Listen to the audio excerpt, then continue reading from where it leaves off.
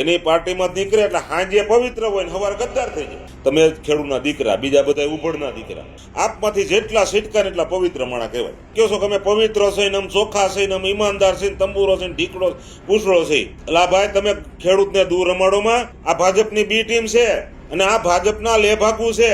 આ ભાજપની પાસેથી પૈસા લઈ લે, આવડા કાર્યક્રમો કરે છે. ભાઈ પૈસા ક્યાંથી આવે છે? તો એટલે ભાઈ પબ્લિકને રમાડવાનું બંધ કરો ને. મારે પબ્લિકને વિનંતી છે કે ભાઈ આને તમે જોવો, જાણો અને વિચારો.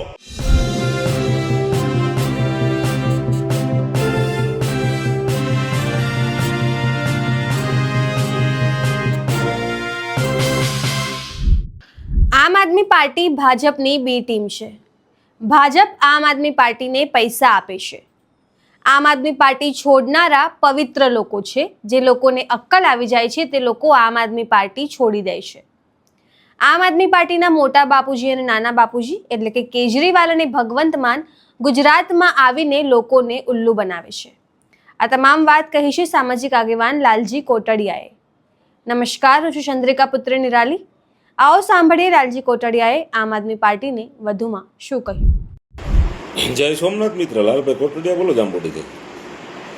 હવે આપણે વાતી હતી કે હમણાં તો આપવાળા ઓલા રાજુ કરપડાની વાહે પીડ્યા. એટલે ભાઈ નથી તાલુકા પંચાયતનો સભ્ય, નથી સરપંચ, નથી ધારાસભાનો ધારાસભ્ય, બરાબર છે. તો તમારે એની વાહે પડવાની જરૂર છે કે તમારે જેની સરકારની વાહે પડવાનું છે નહીં પડવાનું? રાજુ કરપડાની વિરુદ્ધમાં નિવેદન દે, બોલો કે ભાઈ તમે અહીંયા માણા એટલા ભેગા કર્યા તો તું જ્યાં સંસદ સભામાં જઈને, રાજ્યસભામાં જઈને તું ઘેરાવો કરીને આ કરી, તો તમે અહીં સોલાવા ને તમે અમરેલી ઓલે પણ મિટિંગ કરો છો. તમારી પાસે ત્યાં 5 ધારાસભ્ય છે ને તમે તો તમારી પાસે તો પંજાબમાં અત્યારે સરકાર છે ને તમારો માજી મુખ્યમંત્રી ભાઈ ઓલો કેજરીવાલ છે, બરોબર છે. તો તમે એ તો કાંઈ છે નહીં, એની પાસે હોદ્દો નથી, કાંઈ લેવા દેવા નથી. એ તો એણે આપમાંથી રાજીનામું દીધું. એ તો સારો માણા કહેવાય, પવિત્ર માણા કહેવાય. હું તો કહું આપમાંથી જેટલા સિટકા એટલા પવિત્ર માણા કહેવાય, બરોબર. એણે રાજીનામું દીધું, એની વાહે પડ્યા અને પાછા એમ કે તમારે કે વિરોધ પક્ષવાળાનો વિરોધ ન કરાય, જે સત્તામાં હોય ને વિરોધ કરે. એટલે ભાઈ આને તો વિરોધ પક્ષમાં નથી, સત્તામાં નથી, કે એની પાસે તો કોઈ ગરીબ જારી કાંઈ ટંબુરોય નથી અને તમે એનો વિરોધ કરો છો. એટલે ભાઈ તમે જો તમને કોઈ ઓરિજિનલ હોય, તને તમારે જો ખેડૂતની હમદર્દી હોય તો તમે અહીંયા અમરેલીમાં તમારા બાપનું શું ભેગા કરીને હતા, તો તમારે ન્યા કણે મિટિંગ કરાય અને ન્યા તમે ઘેરા કરો ને. તમારે બહુ તમને ખેડૂતની હમદર્દી હોય તો, પણ ખેડૂતને તમે દૂર રમાડો છો.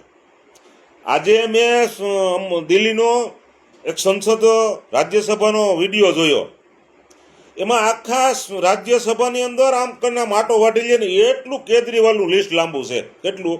એના શીશમેલમાં 80,000ની ટીવીઓ, તમને કહું 1,00,000 2 લાખના ઓલા ટેબલ, તમને કહું સોફા, આ 5-5 10-10 લાખના સોફા. એટલે ભાઈ આ તો બધું ક્યાંથી આવ્યું? ને એમ પાછું કે હું તો અહીંયા કણે ઈમાનદારી છું. તો આ તમારા આખા કોઈ ઉપરથી તમને પુગાડ્યું?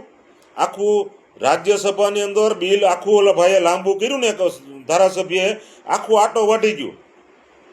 અને અહીં તમને કહું એમ કહો છો કે અમે પવિત્ર છે ને, અમે ચોખ્ખા છે ને, અમે ઈમાનદાર છે ને, તંબુરો છે ને, ઢીકડો પૂછડો છે. એટલે ભાઈ તમે ખેડૂતને દૂર રમાડોમાં.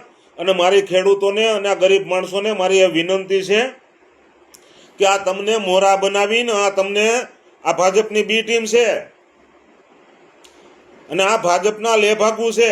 આ ભાજપની પાસેથી પૈસા લઈ લે, આવડા કાર્યક્રમો કરે છે. ભાઈ પૈસા ક્યાંથી આવે છે? તો આ ગોપાલભાઈ એમ કે છે કે મારી પાસે એણે ચૂંટણીમાં 4 લાખ બતાવ્યા. કેટલા? 4 લાખ રૂપિયા. તો હમણાં એક એણે પ્રોગ્રામમાં 1 લાખ રૂપિયા તો ત્યાં કણે ડોનેશન દીધું એણે. તો ભાઈ તારી પાસે એટલા પૈસા ક્યાંથી આવે? તું કાંઈ 15-20 લાખ 15-20 હજારનું તું પેટ્રોલ ડીઝલ બાળશો. તમે આવડા મોટા કાયમ કાર્યક્રમ કરો છો. તમારો એક ઝંડો બનાવવામાં ઓછામાં ઓછા 10 રૂપિયા જાય. આપણે જાજા નથી કરતા, 10 રૂપિયા. ટોપી, ઝંડો, તમારો નેજો, આ તે બધાને એક-એકના 10-10 રૂપિયા ગણો. તો તમે કાયમી મિટિંગો કરો છો તો 1-1 લાખ રૂપિયો, તમને કહું 1-1 લાખ એ તમે ઝંડાને બધું તમે કરો છો તો એની પાછળ તમારે 20-25 લાખ રૂપિયાનો ખર્ચો થાય છે. તો ભાઈ તમે ક્યાંથી પૈસા કાઢો છો? અને તમે પાછા એમ કહો કે ઈમાનદાર છે. એટલે ભાઈ પબ્લિકને રમાડવાનું બંધ કરો ને. મારે પબ્લિકને વિનંતી છે કે ભાઈ આને તમે જોવો, જાણો અને વિચારો, બરોબર. અને પાછા બીજાને ગદ્દાર નોમે છે. એની પાર્ટીમાં નીકળે એટલે હાંજે પવિત્ર હોય ને સવારે ગદ્દાર થઈ જાય. વાહ, તમે એક જ હરિશ્ચંદ્રના દીકરા, તે 8 મહિનામાં ભાઈ વિસાવદરમાં શું કામ કર્યું? એક કામ બતાય. અને તારે છે ને ભાઈ ગમે અત્યારે ટિબેટમાં બેવું હોય તો છૂટ છે, બરોબર છે ગોપાલભાઈ? તારે ગમે ત્યાં ટિબેટમાં બેવું હોય ને કેજરીવાલને છૂટ છે. અને પાછા એના પાગ્યા, કેવા પાગ્યા, ઓલા અડતરા ઘહવાન અડતરા, સમજ્યા? એ પાછા કોમેન્ટમાં ખરાબ ગાડ્યું લખે મા બેન હમી. એટલે ભાઈ અમે કાંઈ તમારા નથી થતા, બરોબર?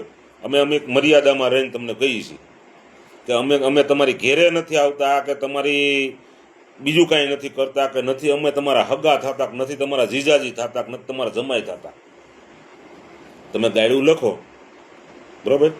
મેં 500 વાર કીધું કે તમે તમારા પરિવાર, તમારી બેન, દીકરી, મા, બાયડી, તમારા હગા વાલા અને બેહી વસાડે અને પછી તમે આ કોમેન્ટ કરો. બધી મા બેનને બધાને બતાવો છો કે અમે આ ભાઈ ફલાણા ભાઈને કોમેન્ટ કરી, મારામાં કરે, રાજુભાઈ કરપડામાં કરે, ઓલા ભાઈ બીજા કોઈ આપમાંથી ગયા, કોઈ ભાઈ આપણે ઓલા કરસનદાસ ભાદરકા હોય, કે ભાઈ અમારા ભાઈ જીતુભા રાઠોડ હોય મોરબીવાળા, બરોબર? આ મારા મિત્ર સર્કલ, આ બધા આપમાં છોડીને ગયા ને એના બધાને કોમેન્ટ કરે. ઓલા ડૉક્ટર અમારા વિસાવદરનો રહ્યો એને એમાં કોમેન્ટ કરે, મા બેન એમ કરે.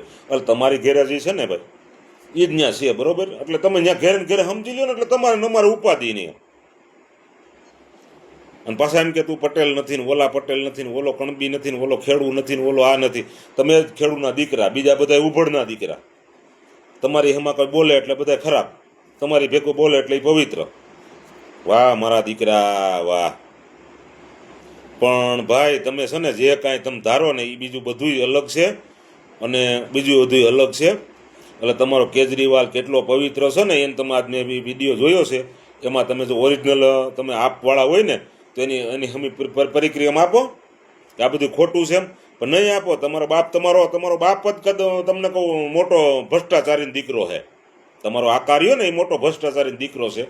અને મેં કેટલાય વિડીયામાં કીધું કે અહીંયા કણે ગુજરાતમાં કાંઈ કંઈ થાય ને એટલે તરત તમારા બાપુજીને તમે બોલાવો. તમે ભગવત માન બાપુજી તમે આવો, મોટા બાપુજી કેજરીવાલ તમે જલ્દી આવો, અહીંયા અમારે આમ થઈ ગયું ને રાજુ કરપડા ગયા ને તે પછી તમે કેદુનું મિટિંગનું આયોજન ગોઠવતા અને તમે ગોઠવી. અને ખેડૂતને હાવ તમે દૂર રમાડો છો. એટલે મારી ખેડૂતોને ઓરિજિનલ ખેડૂત હોય ને, બાકી તો તમે કહો આપની ઓલાદ હોય ને આપણે નથી જરૂરી નહીં.